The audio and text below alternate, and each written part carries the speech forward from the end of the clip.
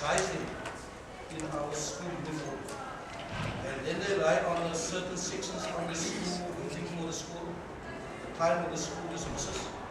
And then they intertwine, mix with the learners, and get the shooting rooms on that.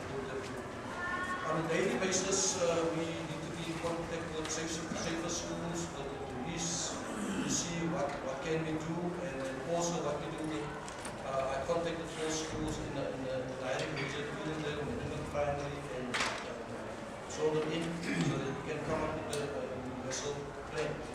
The gangsters seems to be, as we might have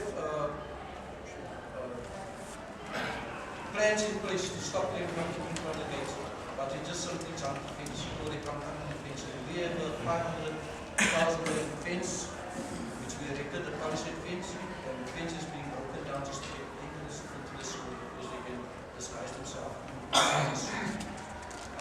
The staff on the school is becoming so emotional at such a point that they're crying in the staff room. There's a staff. And it's not teachers that arrives there for 1 year or for 6 months of the contract.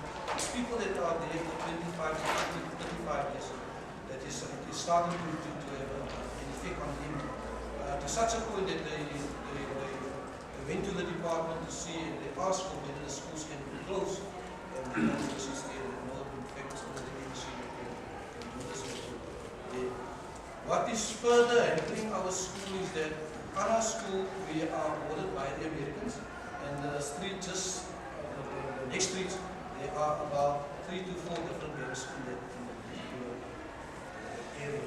So that's what we can get. Mr. Moore, what I've